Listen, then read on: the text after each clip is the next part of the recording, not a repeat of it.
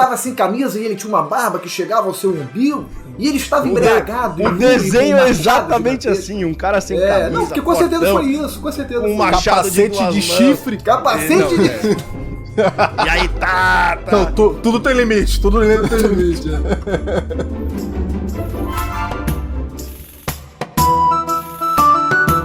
Estamos começando mais um Resenha Épica e hoje nós vamos falar sobre a Batalha de Hastings. Eu sou o Felipe Sampaio. Eu sou o Bruno Campos. Eu sou o Raul Trindade. Eu sou o Bruno de Palma, que também é Campos. Bem-vindos ao Resenha Épica!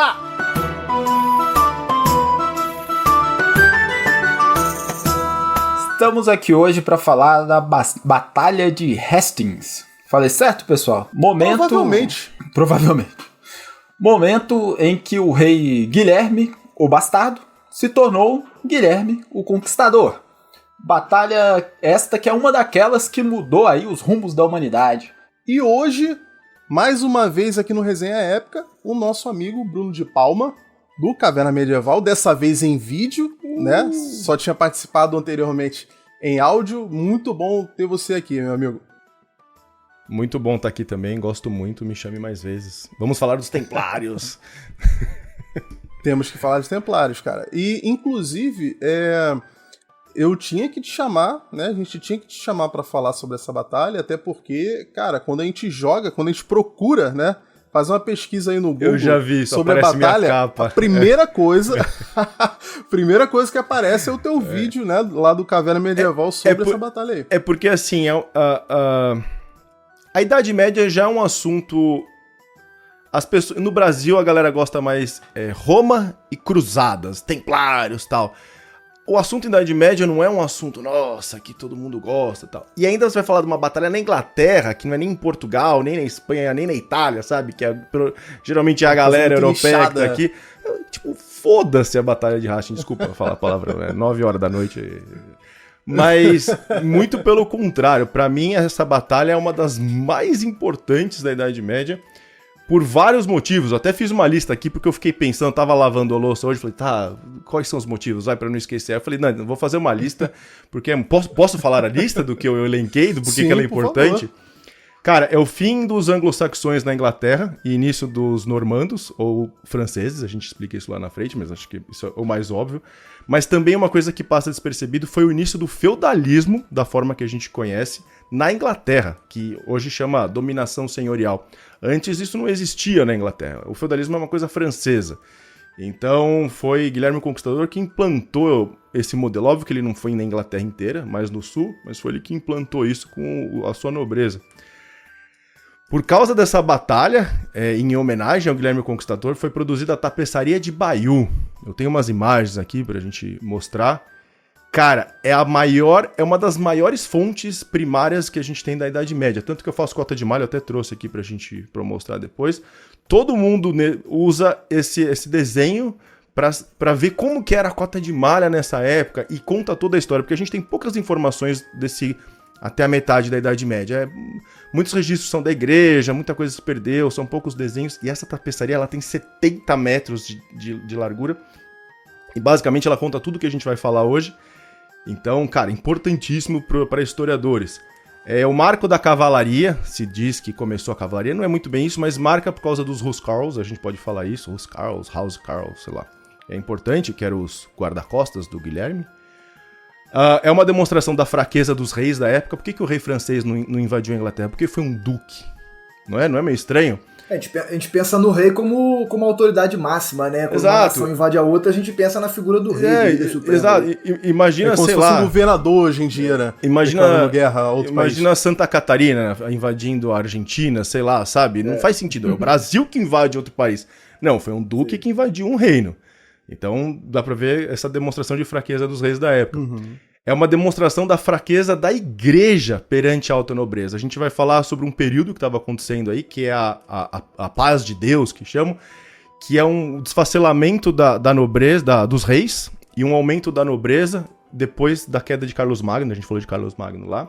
E a igreja estava meio fragilizada, ela meio que se empenhou em fazer uma paz. Ó, galera, não vamos brigar, não vamos tomar as terras da igreja, vamos ficar de boa todo mundo. Mas a igreja apoiou o Guilherme a fazer essa invasão. Então você vê que o cara não é qualquer merda, né? Cota de malha. Cristãos contra cristãos, né? Isso é bem... mas tem todo um histórico do porquê disso. A Inglaterra tá cagada, tá desfacelada lá. Vikings e tudo mais. Você tem cota de malha, então, tipo, quem estuda a armadura século 8, 9, 10, 11, essa batalha fundamental para isso. Disseminação dos castelos na Inglaterra foi por causa de Guilherme. O fim da era viking, a gente fala um pouco disso. A consolidação do francês como língua oficial da nobreza. Antes, todo mundo era só latim. E aí, com essa dominação, começou o francês a ser uma língua da nobreza, não mais o latim, em documentos e tudo mais. É um dos marcos da divisão da Baixa e da Alta Idade Média. E aí ela fica bem no meio de uma média Idade Média. Tem historiador que fala que existiram 3, ela representa bem essa média e Idade Média. E é a batalha mais encenada hoje em dia. Tem muita recriação de batalhas, que a galera realmente se veste e vai lá. E eles, antigamente era a cada 6, 5 anos, agora é todo ano. Eles vão lá em Hastings, onde aconteceu, que é no pé de um morro que tem uma abadia. A abadia hoje tá só umas paredinhas lá, né? Já foi a maior parte embora. E em 2006 foi o pico que eu busquei aqui. 3 mil pessoas participaram dessa reencenação. É mais ou menos, sei lá, 10%. De 10 a 20% do que realmente... Em algum momento vai ter um número suficiente pra fazer a simulação cara, igual, né? A gente vai falar então, dos números um pouquinho mais pra frente. Eu achei importante a gente gastar esse tempo pra ver como esta batalha... Assim, me diga uma outra batalha que teve tanta importância... Em vários tópicos diferentes. A gente ouviu aqui rei, igreja, castelo, armadura, cavaleiro. Pô, é muita coisa.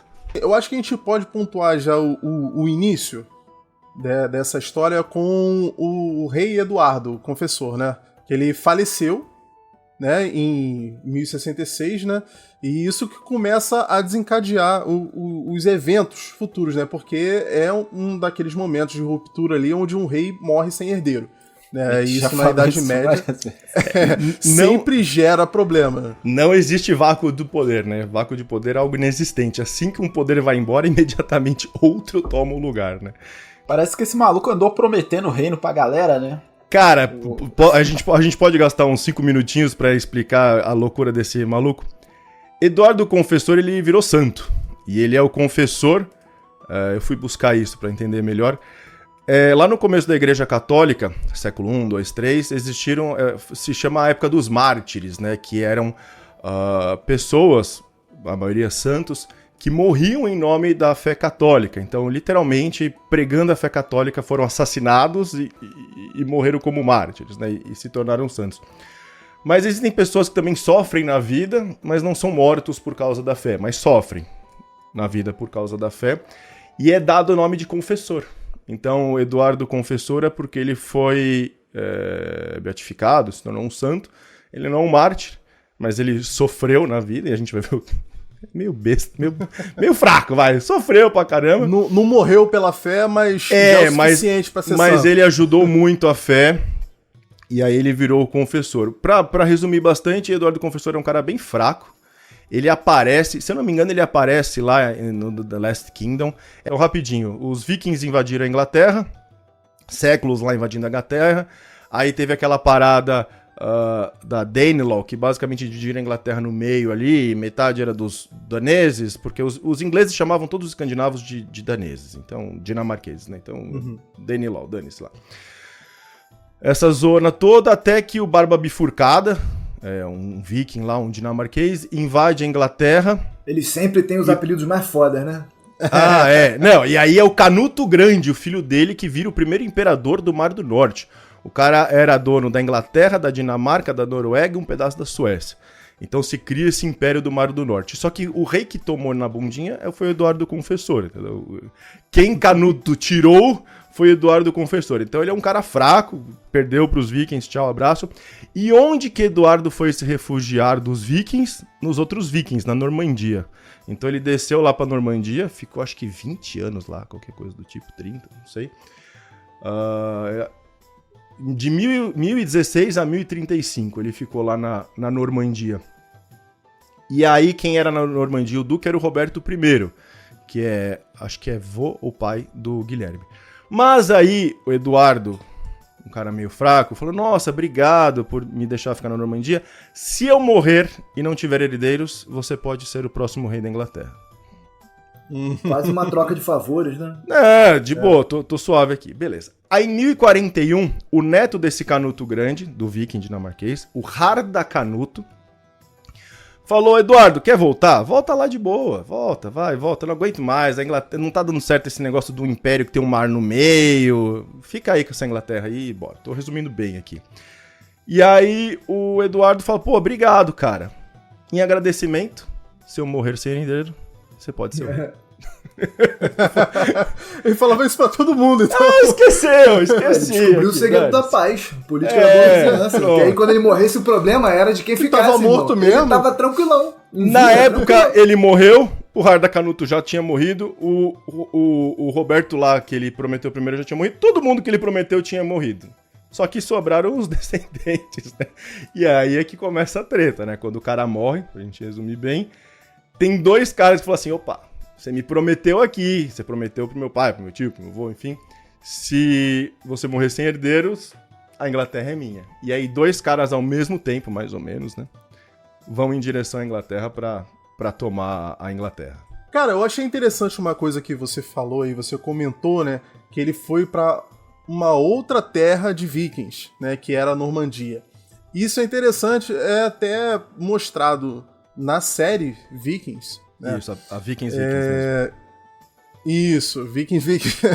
Porque que o personagem que na série é irmão do Ragnar, né? Mas é uma liberdade poética ali da série. Mas o personagem que se chama Rollo, ele é levemente baseado, né, num personagem histórico, né? Que deu origem aos normandos lá. O Rollo realmente existiu. E em português é Rolão. É um nome bem bonito. E, basicamente, assim, Escandinávia é o nome que a gente usa hoje. Os medievais chamavam quem morava no norte de homens do norte. Por quê? Porque moravam no norte. E aí era Northman, né, em inglês, e Nordman, ou alguma coisa do tipo em francês. Então, normando é de Normandie, que é homens do norte, né, os homens que moram no norte.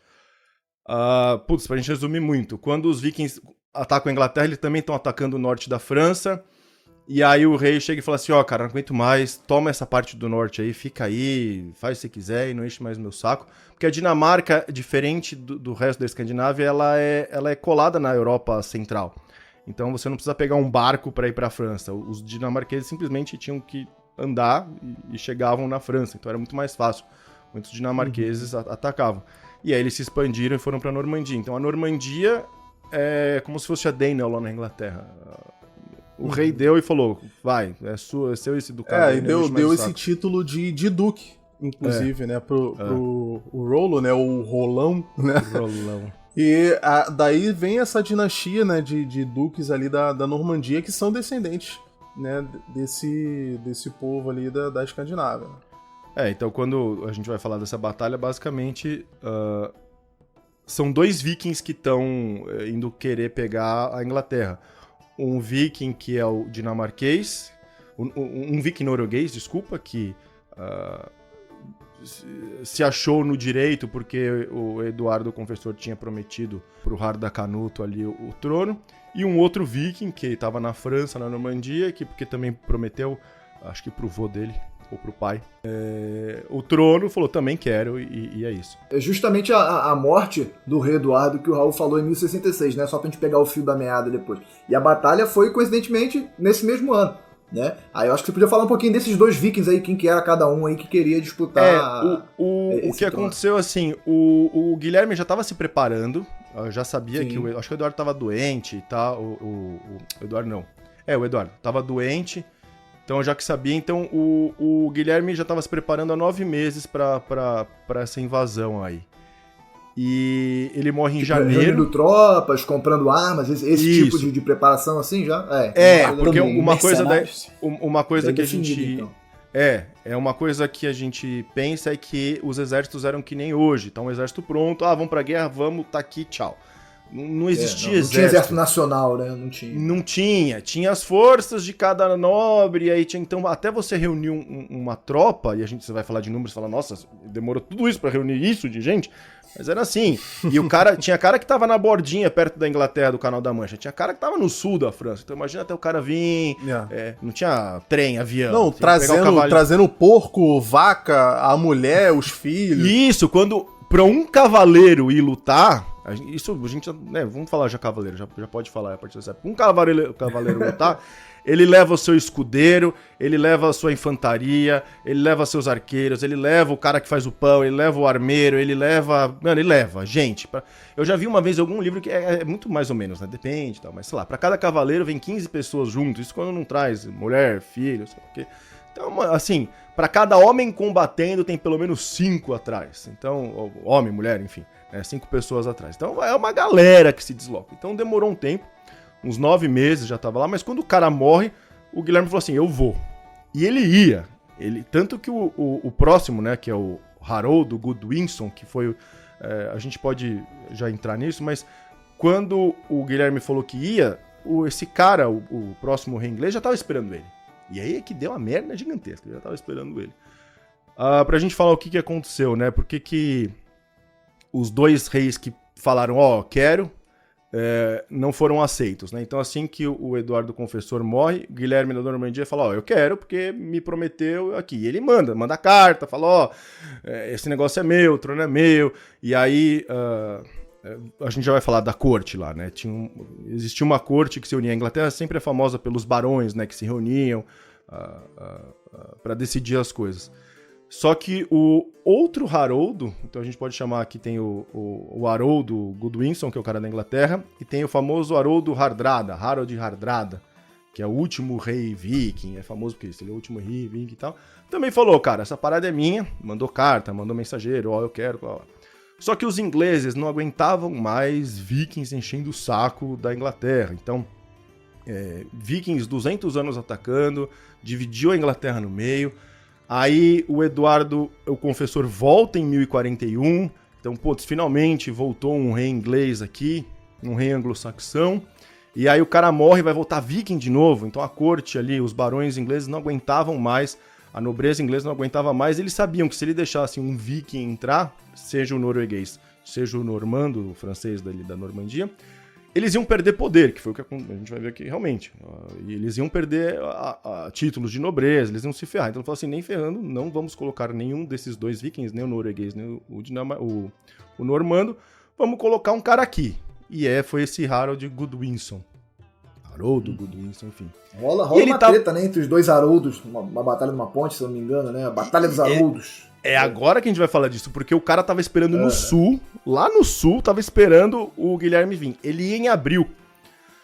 Só que deu um mau tempo e não rolou. Ele falou, não, é melhor a gente não ir porque o Canal da Mancha ele é muito violento e não é uns barcões, era tipo o barco viking na época, ainda era mais ou menos aquele barco viking. Então se tá muito ruim, o barco vai virar, vai bater na pedra, enfim, não é legal. Não precisa nem virar não, a viagem deve ser desconfortável pra cacete, né? Só por isso já dava pra adiar já. Não, mas ia perder, né? A marinha inglesa, né? Mas não existia, nessa época não existia marinha, sabe?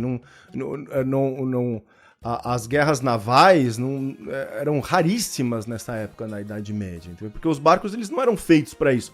No máximo você colava um barco no outro, atirava flecha e tentava invadir o barco do outro. Então era um negócio que tinha que ser bem pensado para atravessar o Canal da Mancha. Só que nisso, o Harold Hardrada lá em cima falou, cara, vou aproveitar que o rei tá lá embaixo esperando o outro e vou atacar por cima, e literalmente, atacar por muito em cima. E aí acontece a Batalha de Stamford Bridge, da ponte de Stamford, que é famosa, que teve um viking lá, Berserker, que segurou na ponte, um monte de inglês lá. Só que a merda é que, se eu não me engano... com certeza aconteceu e foi verdade mesmo. Com certeza. Se dizem porque é verdade. O cara certamente estava sem camisa e ele tinha uma barba que chegava ao seu umbigo e ele estava embriagado. O desenho é exatamente assim, um cara sem camisa, não, porque com certeza foi isso, com certeza. Com um machado de duas mãos. Chifre, capacete de... E aí tá. Não, tudo tem limite, Mas dizem que ele segurou por tempo suficiente para as tropas do Haroldo Hardrada se organizarem. Porque o que aconteceu? o Haroldo inglês, o Haroldo Goodwinson, falou assim, cara, tô esperando o outro aqui, ele não veio, e tá o norueguês lá em cima. Eu vou rápido, eu vou marchar muito rápido, porque o cara não vai estar me esperando e eu vou pegar eles de surpresa. E realmente aconteceu, eles ganharam, porque os ingleses ganharam dos noruegueses, assim acaba a Era Viking, né, essa parte da Era Viking, porque o último rei viking norueguês morreu lá o Harald Hardrada, enfim. Só que o cara marchou 300 quilômetros em 4 dias, o inglês, com a sua tropa. Imagina 300 quilômetros em 4 dias, são, sei lá, 75 quilômetros por dia. 75 quilômetros por dia no pé, com armadura, com cota de malha, com escudo, com lança. Então, assim, os ingleses chegaram, mas chegaram já derrotados e conseguiram ganhar. O BO foi que eles ganharam, né? A gente tem as datas, a Batalha de Stamford Bridge aconteceu em 25 de setembro. Eu marquei aqui. 25 de setembro acontece a batalha. Aí eles ganham, pô, legal. Desse mesmo ano, de 1066? De 1066, isso. Porque então, assim, ó, porra, o cara então foram morre... eventos sucessivos, né? Foram coisas rápidas ali, realmente. Imagina assim, ó, o cara morreu em janeiro, o rei morreu em janeiro. Uhum. Aí em abril o Guilherme falou, vou entrar na Inglaterra. Só que deu um mau tempo. E aí ele falou, pá, não rolou agora.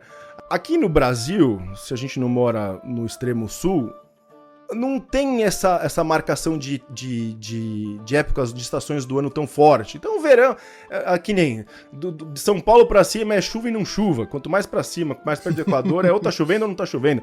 Não tem um inverno que neva, não tem o calor tem de matar, mas não tem um inverno que neva. O outono não é tão outono. Agora na Europa, principalmente na Inglaterra, o frio é frio. É um frio desgraçado. Então o inverno lá, que é no começo do ano, ninguém vai pra batalha. Então por isso que o cara foi em abril. O rei morreu em janeiro, no começo do inverno, e o Guilherme esperou abril, que foi o começo da primavera, pra poder entrar. Só que deu ruim, então ele perdeu o verão e ele foi em setembro. Se a gente pensar aqui, ele foi numa época ruim, ele foi numa época de outono. Então dá pra também perceber que seria como... a colheita, né? Também é uma época ruim, né? É ruim porque, exato, você não tem pessoas... Mas é mais pelo frio, porque o cara sabe que não é uma guerra rápida, ele não vai entrar e ir embora rapidinho. Ele vai entrar... Não, tem o fato também de que muitos desses soldados, né, fazendo aspas aqui pra quem tá só ouvindo o áudio...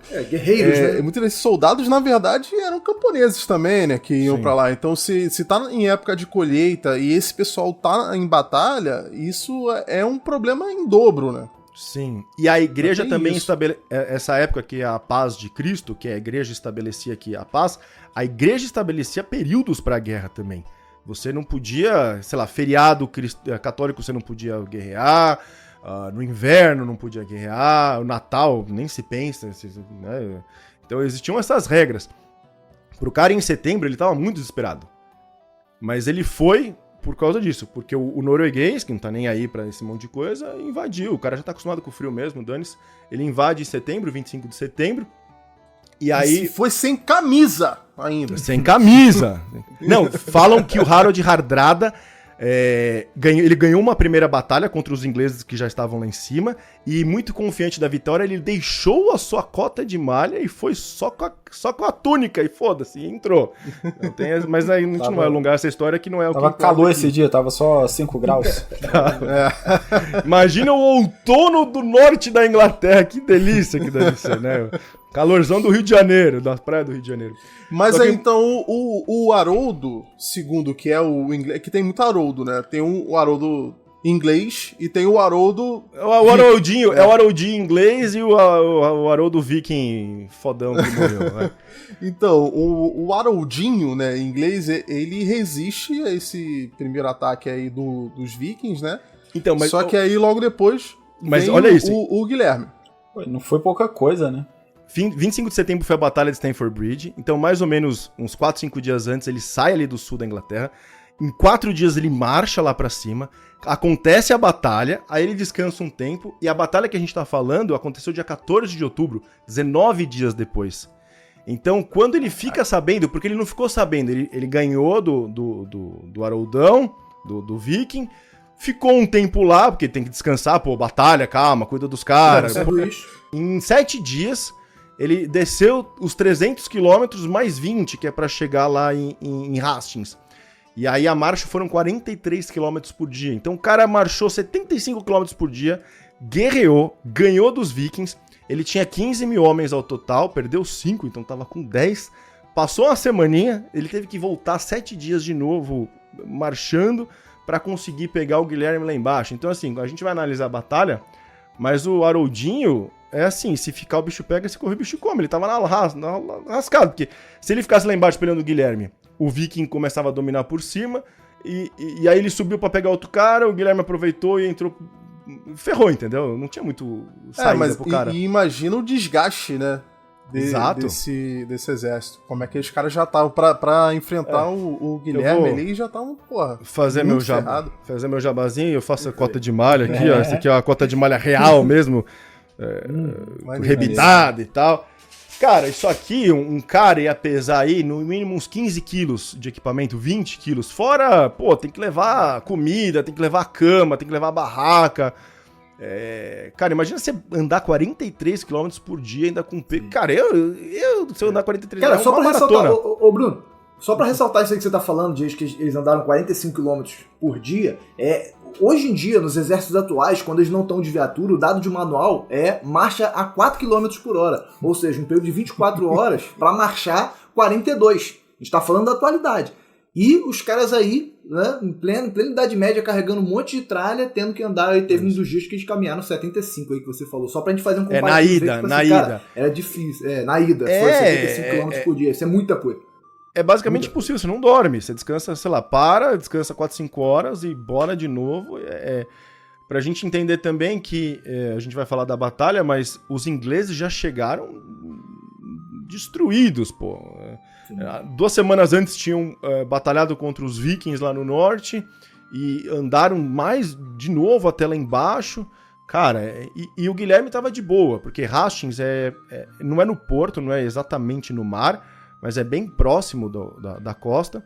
O que aconteceu foi que Guilherme ficou sabendo que as tropas inglesas tinham ido pro norte e ele resolveu, é agora ou nunca. Aí ele atravessou o Canal da Mancha. Ele entrou... Janela de oportunidade. Janela de oportunidade. Ele entrou, pra não ficar na costa também, ele entra um pouquinho, alguns quilômetros, ele entra alguns quilômetros pra dentro da terra, perto da vila de Hastings, que ali pareceu interessante, e ele constrói um castelo de madeira. Isso é importante, né? Os dinamarqueses, o castelo medieval como a gente conhece hoje, óbvio, já tinha castelo antes, já tinha fortificação, mas o castelo como a gente conhece veio dos dinamarqueses. Então os normandos, os dinamarqueses eram muito bons em fazer castelos, principalmente de madeira, chama Motte and Bay o castelo, né? Você geralmente faz um monte, ali eu não sei, não teve muito tempo para fazer isso, mas você faz uma paliçada, você coloca um monte de tronco de madeira em volta, faz uma torre no meio ali, e você tem um castelo para estacionar as tropas. Então o Guilherme também já estava preparado. Nessa semana que demorou pro Haroldinho descer, o Guilherme já estava preparado, fez um castelo numa parte alta, já estava com as tropas descansadas, eles já tinham uma posição, perdemos aqui. Mosculacho, né, cara?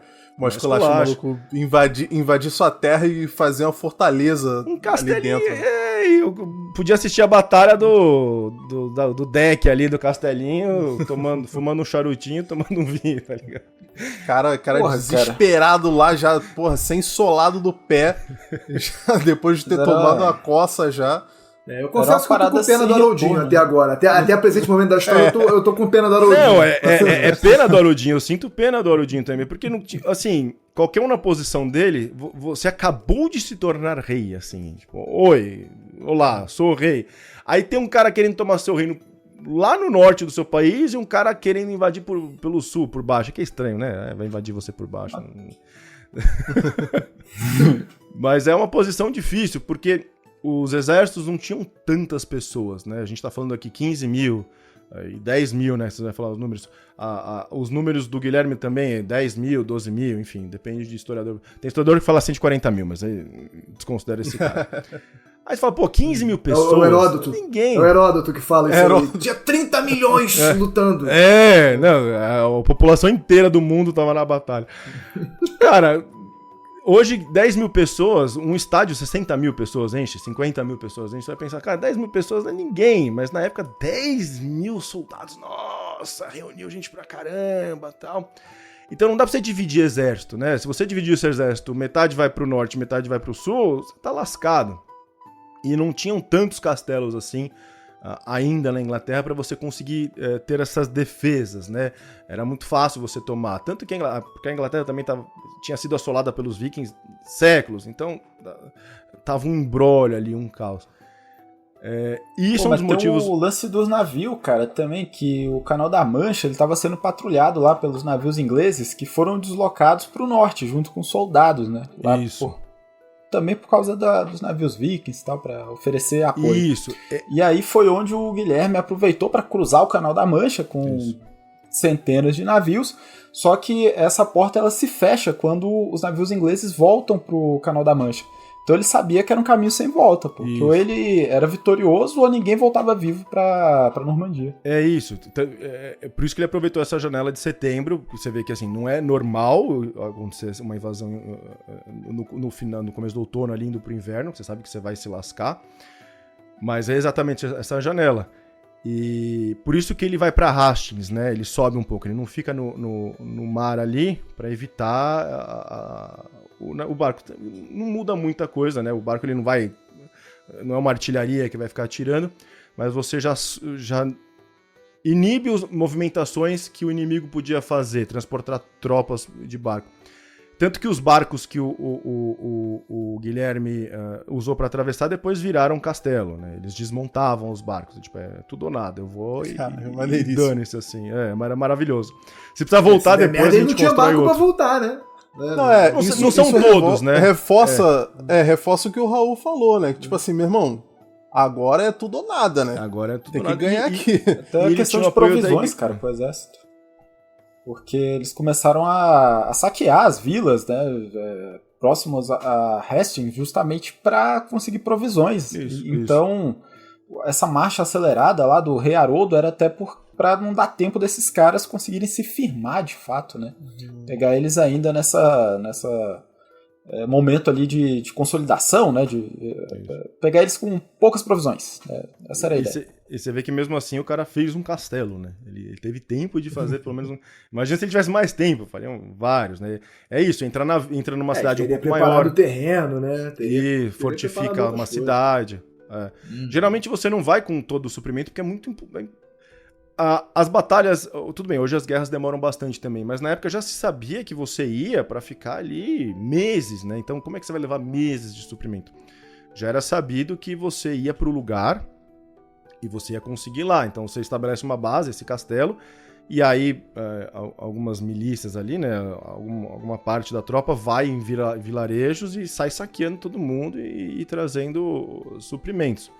É um movimento bem padrão, assim. Nas cruzadas a gente vê muito isso com as tropas muçulmanas, enfim. Era normal isso, né? Você entra no lugar e sai saqueando. Mas como é que foi, cara, quando o Haroldinho ele finalmente chegou ali com essa tropa de ingleses, né? E deu de cara, né, com o Guilherme ali e os normandos, né? Como é que começou, assim? Foi logo uma batalha direta, assim, que ele chegou e que eles se encontraram? Houve a batalha ou teve uma movimentação antes? É um pouco mais difícil saber exatamente o que aconteceu, né? Porque carece de fontes. A principal fonte que a gente tem é a tapeçaria. A tapeçaria não tá escrito, olha só, demorou 2 dias. Você vê... Ela não é tão grande assim, né? O que se sabe é que, assim... não é igual aos filmes, a gente tem que tirar disso da cabeça que as batalhas não são que nem o filme. O cara chega, olha lá o inimigo, vamos! Sai correndo que nem os doidos e tal.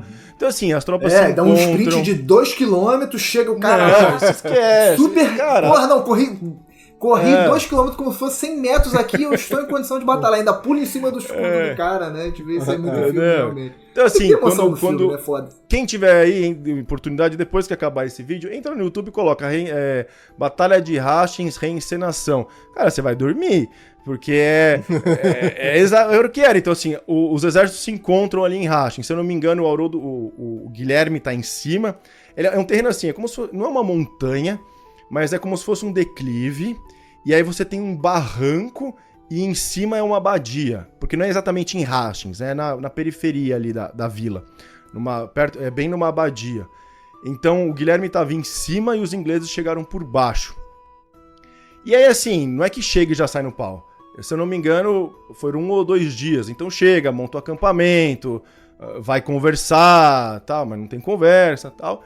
E aí acontece a batalha. E a batalha dura o dia inteiro, porque, assim, se posicionam as linhas e é linha contra linha, né? Então, eu não gosto muito daquela coisa de a história é feita pelos vitoriosos. Às vezes, quem perdeu constrói a história também. Mas nesse caso, a história foi feita pelos vitoriosos, porque a maior parte das informações que a gente tem dessa batalha é da tapeçaria de Bayeux.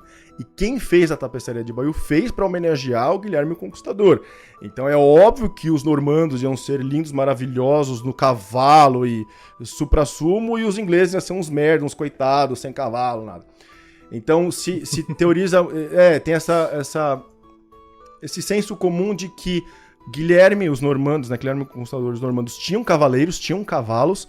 Então tinha lá 1.000 ou 2.000 cavaleiros e o resto de infantaria, 10, 8.000 homens de infantaria, enquanto os ingleses tinham entre 7 e 10.000 infantaria e pouquíssimos arqueiros. Talvez pouquíssimos arqueiros fosse verdade, porque perdeu-se muito lá na batalha de Stamford Bridge com Harold Hardrada norueguês. Mas muitos historiadores atuais acham que os ingleses também tinham cavaleiros. Mas na tapeçaria nenhum inglês é mostrado em cima de um cavalo, até por essa superioridade. Se você olhar na tapeçaria, eu tenho aqui um minuto só pra... Se você olhar aqui, desenrolar a tapeçaria de 7 metros aí na frente da câmera. Não, eu tenho um livro muito legal, Armas, Tecnologia e Técnicas de Batalha do ano 1000 a 1500. Então eu uso muito de referência, até pra fazer batalha de malha e tal. E aí você tem aqui a tapeçaria, deixa eu ver aqui, ó. Então você vê que em pé estão os ingleses e no cavalo tá o normando. Então você vê na tapeçaria sempre os normandos de cavalo e sempre os ingleses a pé. Aí, os normandos ganharam por causa disso, os cavaleiros lá e os caras a pé, tudo fodido, cansado da viagem e tal. Mas não era bem assim. Só que é uma batalha devagar, entendeu? As linhas que vão se enfrentando. Realmente, Guilherme tinha os cavaleiros e você pode ter movimentação, porque o cavaleiro...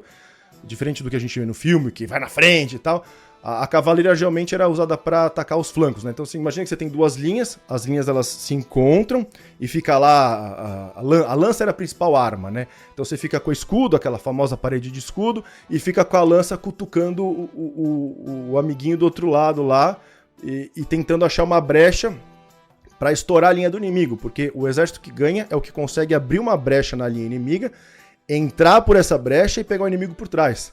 Se você pensar que são 2 linhas, o inimigo que conseguir quebrar a linha do outro e passar por trás, ganha. Essas linhas não eram linhas que você consegue ver o último cara. Às vezes a linha tem dezenas de metros. Então se estoura o flanco direito, o flanco esquerdo não sabe que estourou. E aí vem a tropa por trás e pega... Até reorganizar o exército. O cansaço também, mesmo que esteja caos, relativamente próximo, o cara no meio do caos assim, ele vai olhar pro lado e... olha só, talvez... Não. O cara tá preocupado em sobreviver, ele tem um cara na frente dele. Muito... Isso, é uma movimentação muito difícil. Então o cavaleiro, ele vem, a cavalaria é importante, esse começo de luta, porque antes o cavalo era usado para transporte, desce do cavalo e vai lutar. Mas começou a... Isso desde Roma já tem a cavalaria, mas na Idade Média não tinha muito esse costume de existir uma cavalaria. A cavalaria ela começa nessa época para atacar os flancos, né? Então enquanto as linhas estão se atacando, os cavalos vão pelo flanco, tentando quebrar essa linha e pegando o inimigo por trás. Então uma das teorias é que os normandos... A gente fala como é que foi, né? Que primeiro os ingleses estavam vencendo e tal, e aí mudou o jogo, e essa mudança de jogo pro lado normando, muito provavelmente foi por causa da cavalaria que conseguiu abrir brechas e atacar por trás. Tanto que na tapeçaria mostra o Haroldo, aí existe historiadores que falam uma coisa e outra, por causa da imagem ali, que o Haroldo foi atingido por uma flecha, mas ele também pode ter sido atingido por uma lança, então não sabe se... Foi uma flecha que pegou ele, ou se foi um cavaleiro que foi por trás e meteu uma lança. E é claro que vai mostrar, a arte ali vai mostrar o que for mais, olha, que glorioso, um cavaleiro, acertou o rei inglês, lá. Mas provavelmente essa batalha foi isso. Então a gente vê que assim, os ingleses estavam muito cansados, a batalha durou horas, Realmente, no começo, a batalha estava bem... Muitos historiadores falam que a batalha estava bem equilibrada, com essas linhas, um não conseguindo quebrar. Então, assim, quando quebrava, recua. Claro que tinha um comando ali, dava pra você, vamos recuar, galera, e aí recua uma parte e tal. Tem uma certa movimentação. Mas em dado momento, os ingleses estavam muito cansados, a cavalaria conseguiu o efeito que é esperado da cavalaria, quebrar a linha inimiga. A linha é quebrada e os ingleses não tem o que fazer, sabe? Eles estão em menor número, não muito, mas é algum número menor. Os arqueiros normandos são maioria, eles têm a cavalaria, provavelmente. Os ingleses também provavelmente tinham uma cavalaria, mas muito menor. Isso me chamou a atenção também, cara. Se fala bastante desses arqueiros normandos, né? Que vinham atrás ali, né? Mas quando a gente fala de arqueiro, principalmente de arco longo, a gente pensa já no inglês, né? O arco longo... Mas nessa época existiu... Não, o arco longo não existia arco longo. Não é arco longo. É um arco. Ainda não tinha o arco longo. Mas muito da cultura da Inglaterra pode sim ter vindo dos normandos, porque depois a Inglaterra ficou muito conhecida por ser arqueira, né? Então, tem o arco longo inglês. Todo inglês dos 15 aos 60 anos, se não me engano, isso foi no século XIII que saiu essa lei, tinha que treinar arco e flecha. Então todo homem de 15 a 60 anos tem que treinar uma vez por semana o arco e flecha e tal. E aí que veio essa cultura. Mas eu acho que veio mais com... Porque nos próximos séculos, né, vai ser uma carta ali que vai virar o jogo várias vezes, né? Até a questão lá bem mais à frente, né? Quando a gente for falar, por exemplo, de Batalha de Azincourt e tal, o arqueiro inglês, ele é o cara que vai mudar totalmente. Mais uma vez. Mas aí ele vai mudar totalmente a batalha. Mas nessa época aqui, então a gente tá falando do arco normando. Aí me fez pensar, eu nunca tinha parado pra pensar, não cheguei a estudar esse período assim, sobre isso especificamente. Então a gente poderia dizer que provavelmente esses arcos, né, essa cultura de arquearia veio dos normandos, ou os ingleses já praticavam de alguma forma? Não, o arco ele já existia, assim como a lança, a espada, já era uma coisa normal, só que compunha ali a principal força era a infantaria. Até esse período, a principal força sempre foi a infantaria. A infantaria que é o homem pesada, de armas, né? Então, Man at Arms. Isso, Man at Arms. Que é o cara com cota de malha. Então a gente já fala dos Huscarls pra entrar na cavalaria. Mas é o cara com cota de malha, com espada, com uma lança e tal. Existia a infantaria ralé, que era só uma camisa lá de linho, quando muito reforçada com alguma coisa. Mas a infantaria era a principal. Existia o arqueiro, claro, mas nunca o arqueiro foi... Porque imagina assim, o arqueiro ele é eficiente numa guerra de infantarias, principalmente, quando a infantaria tá vindo. A partir do momento que as linhas estão se batendo, o arqueiro pouco pode fazer, porque ele pode acertar o amigo, tá perto, entendeu? O arqueiro ele vai vir ali junto da linha dele, atirando no cara perto ali do outro lado. Então imagina assim, você tem a parede de escudo, tá todo mundo com a lança, o arqueiro ele pode vir numa brecha e tentar atirar no cara do outro lado. Mas é pouco, entendeu? Não é uma eficiência tão grande. O arqueiro ele vem quando as tropas estão vindo e principalmente quando as tropas estão recuando. Então quando você tá vencendo na linha, geralmente a linha que está sendo vencida, ela não vai ficar lá até morrer. A gente tem essa imagem dos filmes de que morria todo mundo na batalha. Não, cara, morria mais um... É que depende da batalha, mas olha lá, vou chutar aqui. 30% morria na batalha. Menos até das pessoas. Então, como é que sobreviver a 70%? Porque a hora que você vê que tá perdendo, você recua, você volta. Aí, putz, não vai dar, vamos fugir, galera. Acabou a batalha, vamos embora. Dificilmente o cara lutava até a morte, né? Por decisão própria, assim, eu vou lutar até morrer. Às vezes fugia antes de muitas vezes realmente estar perdendo. Às vezes se morria mais nessa fuga, que era um caos, do que na própria batalha. E o arqueiro, ele servia pra esses momentos. Se eu não me engano aqui, eu posso estar enganado, mas eu tô me lembrando aqui, já tem um tempo já que eu tinha ouvido falar sobre isso. Parece que nessa própria batalha aqui, teve uma questão dessa, né, que o pessoal... Eu não lembro se tiveram alguns cavaleiros que fugiram e o Guilherme trouxe eles de volta, ou eles fingiram que iam fugir. Não teve uma questão dessa também? Se eu não me engano, o Guilherme foi dado como morto. Acharam que o Guilherme tinha sido morto. Não, certeza, porque isso tá na tapeçaria de Bayeux. Acharam que o Guilherme tinha sido morto, aí ele tira o capacete e fala, galera, eu tô aqui, seus trouxas, vamos lá, porra. Isso, se eu não me engano, isso tá ali, costurado, né, na tapeçaria de Bayeux. Então, esse momento em que os ingleses acharam que tinham ganho é porque se achou ali que o Guilherme tinha sido morto, mas ele falou, não, cara, tô aqui, vambora. E aí, pau. Isso é legal, você perguntou da arquearia e da infantaria, até pra gente falar dos cavaleiros, né? Porque a força de elite do Guilherme, o Conquistador, que agora, daqui a pouco vai ser o Conquistador, eram chamados de Huscarls, que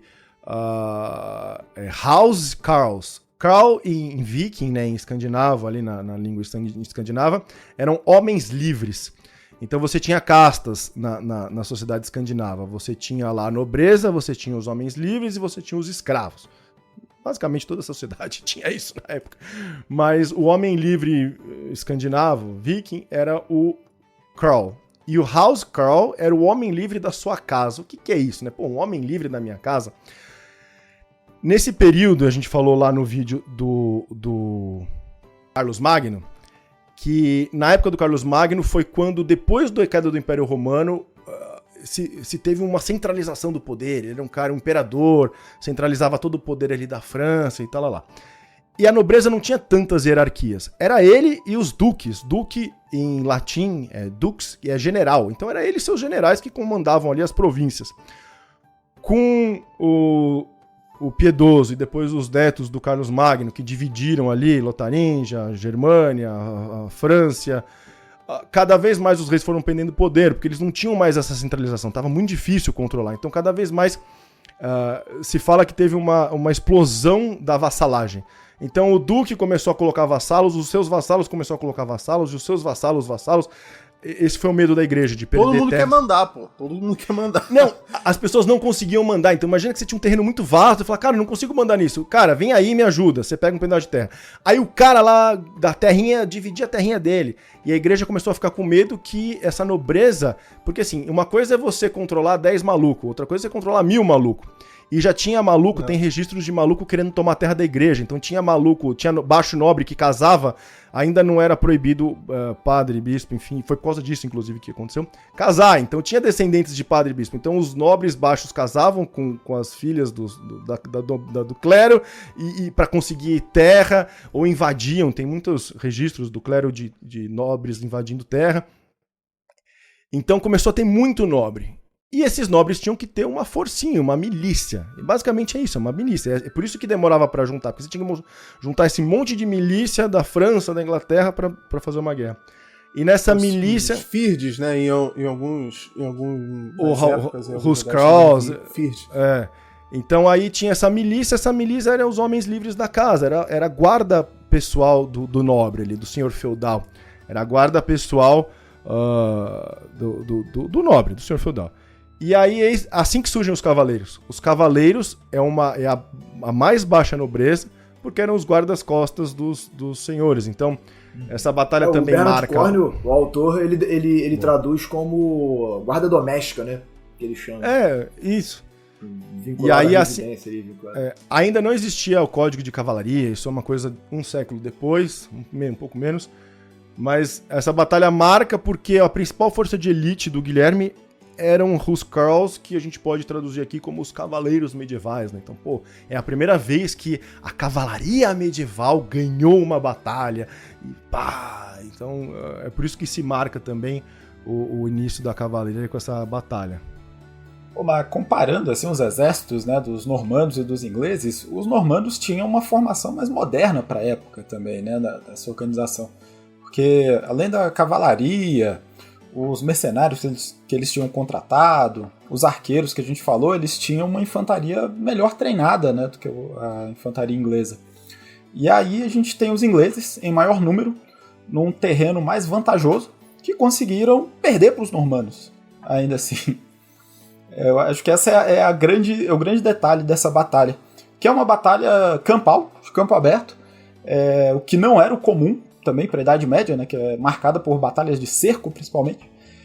E essa é uma batalha de campo aberto que os ingleses tinham certa vantagem numérica, de terreno, acabaram perdendo pros normandos, né? Cara, mas assim, depois desse papo aqui, me deu uma impressão, assim, de que talvez esse Haroldo nem fosse um líder ruim, né? Talvez, eu acho que ele tava mesmo numa situação muito complicada. Ele tava numa talvez se ele não tivesse tido que combater... Andado 1000 quilômetros? Se ele tivesse tido que combater os vikings primeiro, talvez ingleses... se fosse só ele e o Guilherme, cara, talvez fosse diferente, né? Depois eu vou entrar no ponto dos castelos e da batalha campal contra cercos, que isso é muito legal dessa batalha também, que foi um ponto de virada. Mas se você pensar, os ingleses tinham o maior número, mais ou menos 15 mil. Eles ganharam dos noruegueses lá em cima, desceram tudo de novo. Eles tinham mais ou menos a mesma quantidade dos normandos. Muitos historiadores falam que era um pouco menos. E os normandos tinham os cavaleiros, né? Então tem essa vantagem. Mas eu mais atribuo a derrota dos ingleses porque os caras estavam lascados, tinham perdido 1/3 da tropa, tinham subido 300 km, descido 300 km muito rápido, tava todo mundo zoado. Esse ponto que você falou da batalha... Do soldado inglês, mano, chegando na segunda batalha, o cara botando a mão na cintura assim, falando, porra... Deixa quieto isso aí, né? Deixa os caras tomar essa porra. Deixa esse cara... Deixa o cara tomar. Dá a coroa pra esse cara, por favor. Isso da batalha campal é muito legal. Isso dos cercos é muito verdade a partir desse momento. Antes, o número de castelos era muito pequeno e as batalhas eram mais campais, sim. A maior parte eram batalhas campais. A partir... não é que é a partir dessa batalha, né? Mas é um marco. Que a partir dessa batalha começou a explodir castelos na Inglaterra e por toda a Europa. E aí sim, como os castelos saíram de castelos de madeira e começaram a se tornar castelos de pedra, principalmente Guilherme foi um grande construtor de keeps normandos, ao nome, de fortificações normandas na Inglaterra, que basicamente é um caixotão. Quando você vê é uma torrezona.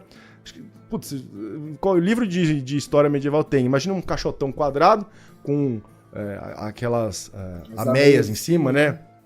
E uma porta em cima. É uma porta que não tá no chão, é uma porta em cima e tem tipo uma ponte levadiça do lado com uma rampinha assim, ou a ponte... bem característico isso aí. Isso. Porque o castelo de madeira você invade, você taca fogo, é fácil, ele não é muito alto. Agora esses keeps e os castelos de pedra que foram evoluindo, como é que você vai invadir um negócio desse? É muito difícil. Então, com a explosão dos castelos a partir desse momento, aí sim, a Idade Média virou uma guerra de cerco, porque não tem o que você fazer. Como é que você vai entrar num castelo, né? Mas antes não se tinha essa tecnologia, tanto que nos livros do Bernard Cornwell, eu ainda não li todos, não li nenhum inteiro, mas se fala muito como... Eu preciso... Tá perdendo bastante. Tô perdendo muito. Não, o cara lança, fui ver quantos tem 10, 12. Eu falei, pelo amor de Deus, calma, deixa eu ler o primeiro. Então só Crônica Saxônica são 13. Crônica de Sharp são 22, mas aí é Guerra Napoleônica. Não vou ler essa vida, então. Mas lá ele fala como os primeiros medievais... Aqui, deixa eu ver se dá pra eu pegar aqui, ó. Ali em cima é tudo. Só Bernard Cornwell. Eu preciso ver, cara. Eu preciso ler. Mas ele fala lá como... Matando armário ali. Como os medievais, principalmente os ingleses, né, porque ele retrata muito da Inglaterra, não conseguiam reparar as antigas fortificações romanas e reparava com madeira e os castelos de madeira. Então você vê que essa substituição da nobreza, que a gente pode entrar nisso, anglo-saxã pela nobreza normanda, também se mudou o perfil dos castelos na Inglaterra, que depois se disseminou por toda a Idade Média. Antes os castelos eram torres de madeira, ou torres de madeira com uma paliçadinha em volta, e aí começou... O próprio Guilherme foi ele que começou a construir esses keeps normandas, essas torres normandas, que é de pedra, um caixotão de pedra, e aí isso disseminou. Então foi também essa transição de uma batalha prioritariamente campal, porque se você pensar, o Guilherme tinha um castelo, ele fez um castelo de madeira. Por que ele não esperou o Haroldinho vir e atacar o castelo dele? Porque ele sabia que o castelo dele não ia aguentar, e nem todas as tropas cabiam dentro. Ficava a principal força ali, era pequenininho o castelo. A maior parte das tropas ficavam em barracas fora. Agora, com essa mudança de castelos pipocando por toda a Inglaterra, você realmente começa a ter batalhas de cerco, porque não tem o que você fazer. Como é que você vai explodir a pedra? Ainda não tem trebuchet, as grandes armas de cerco, né, para destruir essas fortificações de pedra. E depois que o Guilherme, né, que depois vai ser conhecido como Guilherme Conquistador, né, ele consegue o trono da Inglaterra, né, que começam algumas características assim, né, que a gente consegue associar agora aos normandos, né, ali na Inglaterra, né, que o pessoal começa a falar francês e tal, e tem toda aquela questão, né, aquele problema de um rei inglês que é mais francês do que inglês. E a gente fez um episódio recentemente aí sobre o Ricardo Coração de Leão, né, que era um rei inglês que quase não ficou na Inglaterra, não falava inglês, né. Então isso tudo vai começar justamente com ele, né, com o Guilherme. Sim, começa lá, porque a gente tem um francês agora, né? Teoricamente um francês, mas ele é mais um viking. Mas realmente começa, porque uma coisa da Idade Média é os nobres sempre estão família ali. Então se você pegar qualquer rei da Idade Média, ele é primo do outro rei, sobrinho do outro, tio do outro. Então quando você tem agora um cara... Porque os normandos, se eu não me engano, os vikings entraram na Normandia em 820, 830, alguma coisa. A gente pensar, tem 200 anos entre a formação da Normandia e essa batalha. 200 anos, os vikings nem eram mais vikings, né? Os normandos já eram franceses. Você tem essa mesclagem de nobrezas. Então as famílias francesas e as famílias dinamarquesas se juntaram. Sim, realmente você tem um francês ali invadindo. Mas... E isso começa, né? Porque agora um duque da Normandia, ele é duque da Normandia, vassalo do rei francês, mas rei da Inglaterra. Então o sucessor do Guilherme o Conquistador, ele vai ser rei da Inglaterra e duque da Normandia. E aí você começa a ter essa coisa de reis ingleses também serem nobres franceses. Então você tem essa troca de, a Inglaterra também tem uma nobreza francesa. A maior parte dos nobres ingleses, dos barões ingleses, foram trocados por normandos, por franceses. Por isso que documentos começam a ser agora franceses, frente ao latim e tudo mais. Mas eu acho que isso foi o começo, mas a grande virada foi com os Plantagenetas, que eu acho que foi uns 80, 90 anos depois, que a dinastia do Guilherme caiu e entra o primeiro Plantageneta. O Ricardo Coração de Leão é um Plantageneta. E aí é mais forte porque eu acho que o primeiro Plantageneta é Conde de Anjou, que é um ducado, um condado meio que no norte para a direita ali. E aí isso começou muito forte. O Ricardo, é o que você falou, realmente, a mãe dele era da Aquitânia, que foi uma outra propriedade da Inglaterra por muito tempo, e isso foi disputado na Guerra dos 100 Anos. A Aquitânia pela Inglaterra. Tinha sido rainha da França também, se não me engano, não foi? Ela foi casada com um rei francês. Isso. Enfim. E aí o cara morreu, e aí ela casou com o inglês. Entendeu? Então tem o grande problema da vassalagem, e aí até fica cômico, porque nesse período, que eu falei da disseminação da vassalagem, eu já li documentos que tinha vassalo com 23 suzeranos. Então o cara tinha 23 tecos de terra, e cada teco de terra era de um suzerano diferente. E você tem essas complicações do rei inglês ser vassalo do rei francês, o rei francês ser vassalo do rei inglês, era uma doideira.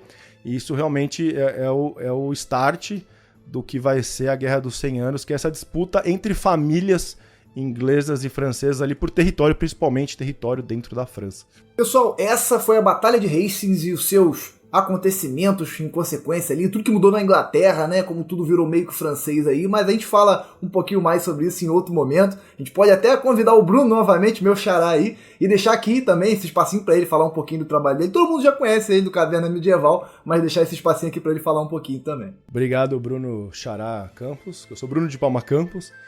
Então eu sou Bruno de Palma, lá do Caverna Medieval, tem um canal focado em Idade Média, às vezes falo de Roma, um pouco do período moderno, mas é focado em Idade Média, é o que eu mais gosto de estudar. A Batalha de Hastings, eu gosto muito por causa da armadura, da cota de malha, do machado e tal. Então quem quiser saber mais, vai lá no Caverna Medieval, todo mundo super bem-vindo para saber mais sobre a história medieval. E obrigado eu gosto muito de participar aqui, obrigado pelo convite. A gente que agradece a sua participação. Pessoal, deixem aí sugestões de temas medievais pra gente convidar novamente o Bruno, beleza? Hoje a gente vai ficando por aqui. Um grande abraço e até o próximo episódio.